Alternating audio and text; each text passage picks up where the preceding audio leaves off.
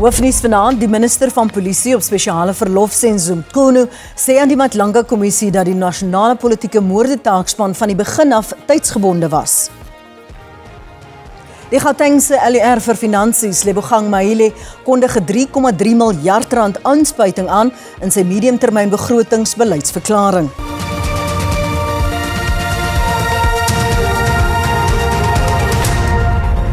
Goeienaand en baie welkom by die vervroegde Afrikaanse bulletin. Die minister van polisie op spesiale verlof Senzo Mchunu het aangedui dat daar geen rede was vir die bestaan van die taakspan oor politieke moorde na 2019 nie, aangesien 'n toegewyde moord- en roofeenheid toe tot stand gebring is. Die eenheid wat deur die destydse nasionale polisiekommissaris-generaal Keshla Sitoli aangestel is, se hooftake het die ondersoek van politieke moorde, ernstige misdade, reeksmoorde en plaasmoorde ingesluit. Mchunu se getuienis voor die Matlanga kommissie van ondersoek was vandag spesifiek oor die politieke moordetaakspan en sy omstrede besluit om dit in Desember verlede jaar te ontbind. In sy getuienis het Mchunu sy vroeëre verklarings voor die parlementêre ad hoc komitee herhaal dat die politieke moordetaakspan of PKTT nie 'n permanente polisie-eenheid was nie, maar 'n tussentydse projek om 'n toename in politieke moorde in KwaZulu-Natal te ondersoek. Volgens Mchunu was dit 'n politieke ingryping wat deur president Cyril Ramaphosa gemagtig is met die spesifieke opdrag om die politieke moorde in KwaZulu-Natal te ondersoek. Die aanvanklike tydsduur was 6 maande en die befondsing is gedoen uit die begrotings van verskeie projekte en nie uit die van die Suid-Afrikaanse Polisiediens nie. Die aanvanklike 6 maande is eers vir 'n verdere 6 maande op 'n slag verleng, maar na 2022 het dit net aangegaan sonder dat enige amptelike verlenging gemagtig is of die vereiste assessering van die taakspan se werksaamhede gedoen is. Mchunu het ook aangevoer dat die befondsing en die uitgawes van die PKTT onreëlmatig en onwettig was. The principles that apply to all other projects of government, it would require periodic extensions or assessments, not extensions, but periodic assessments. It would require a budget to run. It would require a period which would be at which it will end. There's no project that I'm aware of in government that runs indefinitely. They are all time-bound. Mchunu sê die aanstelling van die moord- en roofeenheid deur generaal Sitole op 26 Junie 2019 het eintlik die werk van die PKTT oorbodig gemaak. Volgens Mchunu het 'n werkstudie in 2019 aanbeveel dat die taakspan ontbind word, 'n stelling waaroor een van die Matlanga kommissie se kommissarisse, advokaat Sesi Baloyi, meer sekerheid wou hê. The NPKTT couldn't coexist with specialized units, one of which would be serious and violent crimes as a component, under which there would be murder and robbery, under which there would be a sub-unit called political killings. It would be an unnecessary duplication. At paragraph 37 of the statement, you say that the work study effectively disestablished the NPKTT. Can you just explain that? Because my first understanding of that statement of yours is that beyond 2019, after that work study was adopted, beyond that period, there should never have been a PKTT. Is that a correct understanding of what you're conveying in paragraph 37? Correct. Mchunu is in Julie op spesiale verlof geplaas na die plofbare beweringe van die KwaZulu-Natalse polisiekommissaris, luitenant-generaal Nhlanhla Mkhwanazi, oor onder meer die ontbinding van die politieke moordetaakspan. Hy sal donderdag sy getuienis hervat, waar tydens hy uitgevra sal word oor ander beweringe wat Mkhwanazi teen hom gemaak het. Dit sluit onder meer in sy beweerde bande met die omstrede sakeman Bram Mkgotsi en lede van 'n misdaadkartel wat glo die polisie geïnfiltreer het. Intussen het die afgetrede bestuurder van die Ekurhuleni Metro, Dr. Imogen Mashazi, vroeër vandag haar getuienis voor die Matlanga kommissie afgesluit. Mashazi word by beweringe betrek waarin sy glo die geskorste adjunkhoof van die Metro se polisiedepartement, Julius Makwanazi, teen tugoptrede beskerm het, wat sy onder kruisverhoor ontken het. Mashazi was uitgevra oor die onreëlmatighede van die geskorste Mkhwanazi se aanstellingsbrief. In that document, Brigadier Mkhwanazi accepts the offer, but makes a counter offer because he says, I want my total package to be increased by some 200,000 rand. Why would you have approved it if the offer letter says the package is what is set out? The principle of approving the request by any HOD or DH, it's a principle, it's an approach that we've done to all of them. Sy het aan die kommissie erken dat sy nie teen die geskorste Mapiyeye opgetree het in sy hoedanigheid as hoof van die Ekurhuleni Metropolisie nie. Dit terwyl sy bewus gemaak is van beweringe van seksuele en algemene wangedrag teen hom en op die paneel gedien het wat hom aangestel het. If you want to as I explained yesterday, Commissioner, if you want to discipline an official or a senior manager, there are regulations or guidelines stipulated that you should have something in writing, a complaint in writing, that this person has done this, 1, 2, 3, and you need to investigate. While investigating, you put that person on precautionary suspension, but through the approval of council. I can't just do it as an individual or as an accounting officer. Mashazi sê sy het Mapiyeye ook nie geraadpleeg oor die goedkeuring van aanstellings van senior metropolisiebeamptes nie. Die aanstellings was glo deur Mkhwanazi gemaak. Familielede van die Suid-Afrikaanse mans wat in Oekraïne vasgekeer is, sê diegene wat hulle na Rusland gelok het, probeer nou om hulle spore dood te vee. 'n Groep van 19 mans is gewerf onder die voorwendsel dat hulle veiligheidsopleiding in Rusland sou ontvang. Van die mans het aan die SAIK gesê dat hulle nuwe identiteite ontvang het. Die mans het in Julie na Rusland vertrek waar hulle gespesialiseerde veiligheidsopleiding as leiwagte beloof is. Met hulle aankoms is hulle na bewering gedwing om by die Russiese mag aan te sluit in die oorlog teen Oekraïne. Die mans pleit reeds maande om terug te keer na Suid-Afrika en sê dat hulle vir hulle lewe vrees. Nuwe identiteitskaarte is in Russies deur die Departement van Verdediging van die Russiese Federasie aan hulle uitgereik. Van hul persoonlike inligting is op die dokumente verander. Sê ons kan bevestig dat hulle nuwe identiteitsdokumente ontvang het en dat hulle name en geboortedatums op die dokumente verander is. Wat dit egter beteken en wie hier agter sit, weet ons nie. Nubi sê sy broer en 2 ander mans is nou na 'n aktiewe oorlogsone ontplooi. Die mans is in verskillende groepe ingedeel en die mense wat hulle gewerf het, kan nie opgespoor word nie. Hy sê ons weet nie of van die mans wat familie in hoër kringe het beter behandel word nie. Die owerhede ondersoek 2 sake wat verband hou met die werwing van die mans om na Rusland te gaan. 2 voormalige polisiesersante uit die apartheidsera, Abraham Engelbrecht en Pieter Stander, is skuldig bevind aan die moord op Caiphus Nyoka, 'n studenteleier en teen-apartheidsaktivis in 1987. Die Suid-Gautengse Hooggeregshof het die uitspraak gelewer byna 4 dekades nadat Nyoka doodgeskiet is. Die voormalige majoor, Leon van den Berg, is egter vrygespreek, aangesien daar nie voldoende bewyse is wat hom met die vermoord verbind nie. Die saak vorm deel van pogings om misdade uit die apartheidsera op te los en lank uitgestelde geregtigheid aan slagoffers en hul families te bied. Die nuus in Afrikaans gaan net hierna voort. Bly by ons.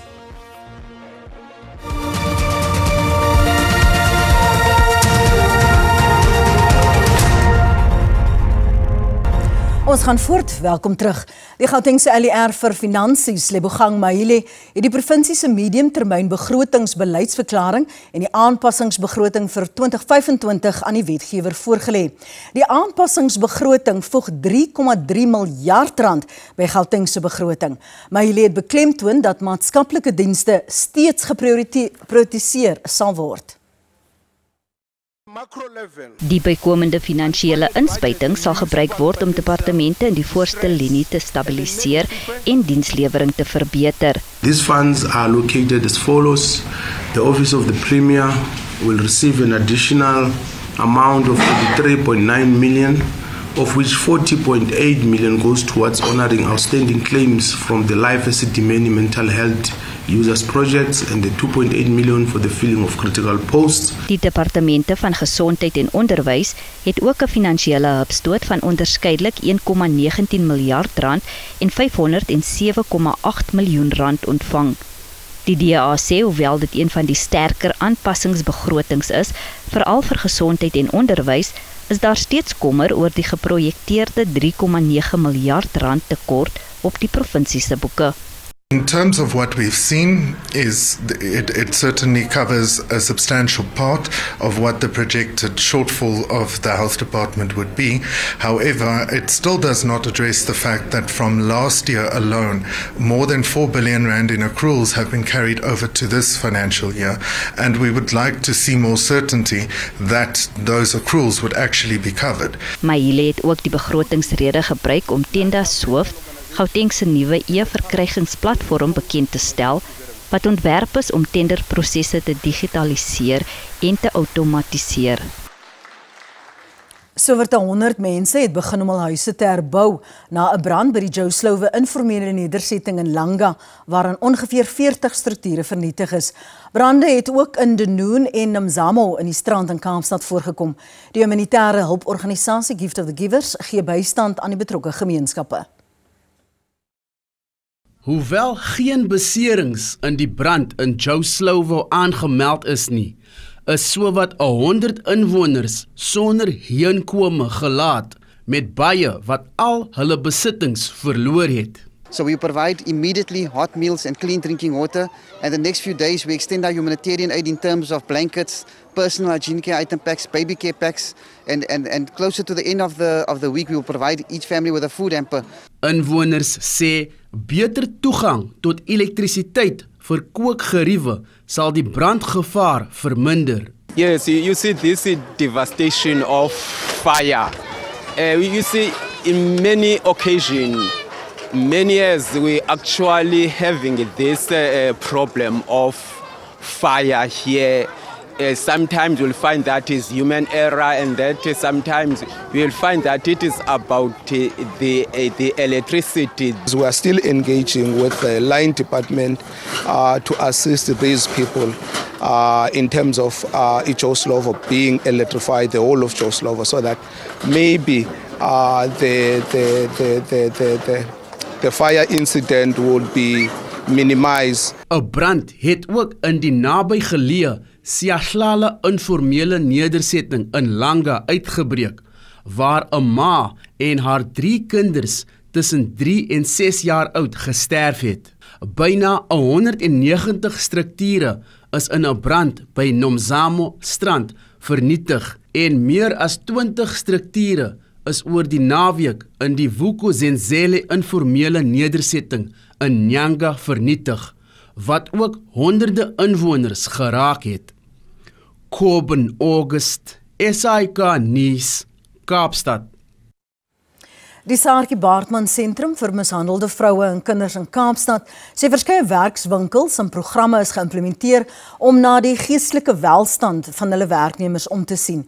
Die Athlone-gebaseerde sentrum wat fokus om slagoffers van geslagsgebaseerde geweld by te staan, sê hulle klem tydens vanjaar se 16 dae van aktivisme teen geweld val op die geestelike welstand van hul werknemers. Die Saartjie Baartman Sentrum vir mishandelde vroue en kinders, wat gebaseer is in een van die gevaarlikste gebiede van die Kaapse vlakte, staan jaarliks ongeveer 4000 vroue en kinders by. Die fasiliteit met 120 beddens is byna altyd vol met vroue en kinders wat uit mishandelde huise ontsnap het, op soek na 'n beter toekoms.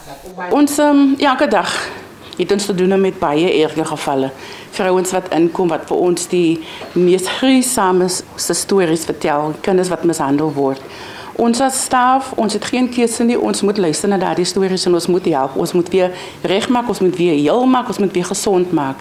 Werknemers word soms oorweldig deur die traumatiese stories van die vroue en kinders wat hier aanklop om hulp. Maar daar word steeds van hulle verwag om slagoffers te help. Daarom is welstandprogramme vir werknemers uiters belangrik. Remember, also with helping, we are getting hurt in that process. Because also in social workers, they are human beings with feelings and emotions. So one gets touched or overwhelmed by the cases that they are dealing on a daily basis. So basically my role is to ensure that they are being supported emotionally. Vroue word geleer hoe om selfstandig te wees voordat hulle die sentrum verlaat. It is an incredible process to actually see how women can come in not taking up space physically in a position where she might be bearing injuries from the abuse. And when she walked out of here, she's found her voice, she's standing tall, her body is well nourished, and she really looks like a different person. Die sentrum het reeds die afgelope 26 jaar bystand aan meer as 280,000 vroue en kinders gebied. Graad 4 tot 7 leerlinge in die Vrystaat kan vir 7 dae 'n vakansieondersteuningsprogram bywoon. Die provinsiale departement van onderwys sê dit is om kinders beskerming te bied teen maatskaplike ewels soos geslagsgeweld en dwelmmisbruik. Die tyd gaan gebruik word om leerlinge voor te berei vir die volgende jaar se akademiese jaar. Tydens die baanbreker 7 dae vakansieprogram gaan daar gefokus word op die kurrikulum, waardegebaseerde onderwys en maatskaplike samehorigheid. Die feesseisoen stel baie leerlinge kwesbaar aan verskeie maatskaplike ewels, maar nou gaan hulle kan deelneem aan opbouende aktiwiteite. Ouers steun die program. It will teach them so that they can be safe wherever they are, whether the parents we are there or not. It's going to help them to be on the safe side wherever they are. It's a privilege and I'm happy for this event. Why? For our kids to be safe. Die departement sê dit sal hulle help om gehalte onderrig te verseker. Learners tend to be, just going unprotected, unsupervised and so on. So we thought we must come up with something like this that will really benefit our learners. So it's got about 3 pillars. One pillar is that of the academic strengthening of what these learners will be doing, especially next year. Die program sal reg oor die provinsie beskikbaar wees. Ekonomiese aktiwiteit het in die 3de kwartaal verlangsaam. Statistieke SA data toon dat die bruto binnelandse produk in die 3de kwartaal slegs met 0,5% toegeneem het. Die toename in die 2de kwartaal was 0,9%. Handel, mynbou en regeringssektore was die grootste positiewe bydraers tot die ekonomiese groei, maar dit is gekortwiek deur negatiewe groei in die elektrisiteit, gas en watervoorsieningssektor. Die mynbousektor het 'n sterk toename van 2,3% gesien, wat 0,1 persentasiepunt tot die totale BBP-groei bygedra het. Die herstel kom grootlik weens verhoogde produksie in platinum groepmetale, manganerts en steenkool. Landbou het ook robuuste groei getoon met verhoogde ekonomiese aktiwiteite in veldgewasse, tuinbou en veeboerdery. Vervaardiging het beskeie groei van 0,3% getoon met die voedsel- en drankafdeling en die meubel- en ander vervaardigingsafdeling wat die grootste positiewe opstoot gegee het. Huishoudelike verbruik het toegeneem met groei veral in verbruikersbesteding ten opsigte van vervoer, voedsel en nie-alkoholiese drankies. This is then further evidence of ongoing traction with government's growth supportive fixed investment program. In general, we still expect economic growth to improve on a sustainable basis in the medium term. Die Reservebank verwag dat die plaaslike ekonomie vanjaar gemiddeld met 1,3% sal groei. Die feestyd begin op 'n gedempte noot vir motoriste wat van middernag af dieper in hulle sakke sal moet delf vir brandstof. Die Departement van Minerale en Petroleumbronne sê beide grade petrol styg met 29 sent per liter. Diesel styg met onderskeidelik 65 en 85 sent per liter. Parafin styg met byna R1 terwyl vloeibare petroleumgas 24 sent duurder sal wees. Die hoofbydraende faktor tot die hoër brandstofpryse is hoër internasionale brandstofpryse weens laer voorraadvlakke voor die winterseisoen in die noordelike halfrond en raffinaderry onderbrekings.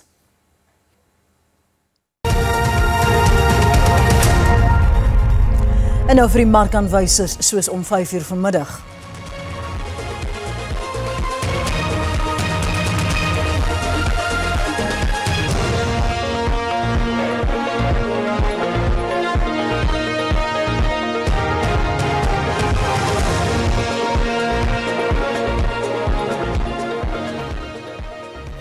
Net hierna is ons terug met die sportnuus van vandag, môre en die weer natuurlik vir môre.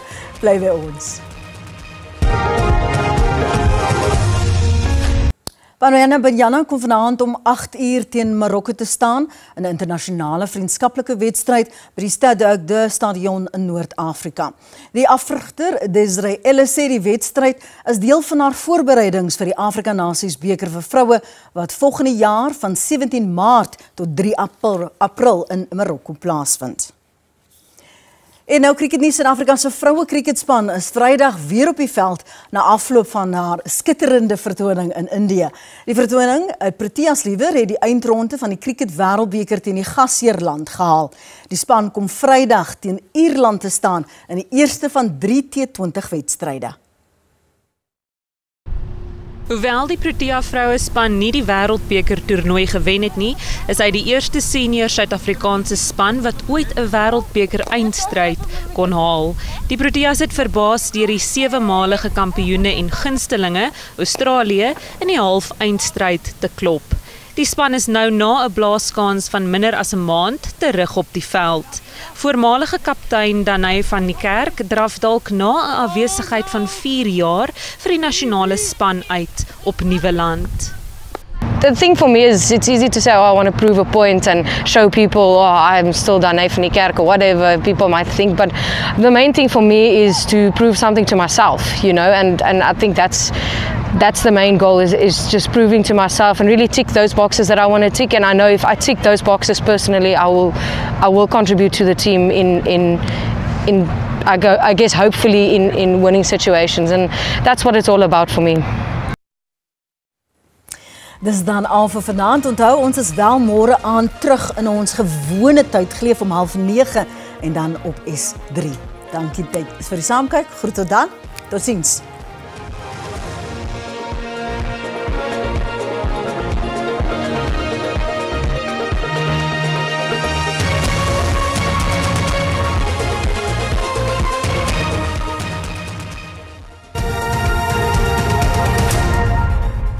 Goeienaand, welkom by die weer. Vir vandag is 60 tot 80% kans vir reën in die oostelike dele van die land, andersins mooi weer in die westelike dele van die land. Vir môre die reën steeds voor, 'n 80% kans vir reën in groot dele van KwaZulu-Natal en dan sien ons ook 'n 60% kans vir reën in die oostelike dele van die land. Vir vandag is daar 'n oranje vlak 5 waarskuwing uitgereik vir ewige donderbuie wat dan verwag word in die noordoostelike dele van KwaZulu-Natal. Andersins is daar 'n waarskuwing uitgereik vir ewige donderbuie in die oostelike dele van die land. Vir môre steeds 'n geel vlak waarskuwing wat uitgereik is vir ewige donderbuie. Ons sien in groot dele van KwaZulu-Natal, dan sien ons ook in dele van Limpopo, Noordwes Gauteng en dan ook in dele van Mpumalanga. Dan is daar ook 'n waarskuwing uitgereik vir weggolfveldbrande wat dan ook verwag word in dele van die Noord-Kaap. Ons kyk nou na se minimum en maksimum temperature Verspreide buie en donderbuie in Gauteng, Pretoria 15-27 en dan Carletonville en Vereniging het dan albei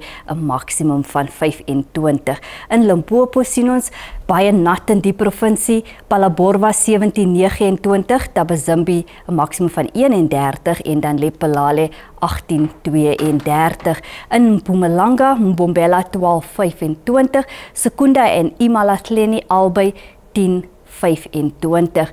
KwaZulu-Natal vry het 'n maksimum van 20, Kokstad 11-18 en dan Richards Bay 16-19. In die Oos-Kaap koel met reën wat verwag word in gedeeltes van die provinsie, Oos-London 17-19, Makanda 13-21 en dan Komani het 'n maksimum van 21. In die Wes-Kaap, Beaufort Wes 15-29, Lensburg 15-28 en dan Riversdal 17-29. In die Noord-Kaap, Kroeman 'n maksimum van 32 en dan Carnarvon 'n minimum van 16 en dan 'n maksimum van 32. In Vrystaat verspreide buie en donderbuie, Frankfurt 11-25 en dan Welkom 'n maksimum van 29. Verspreide buie en donderbuie in Noordwes wat ons laaste provinsie is, Potchefstroom 14-28 en dan Vryburg en Taung albei 'n maksimum van 32. Dit is dan al van my en die weerdiens, 'n rustige warme aand verder.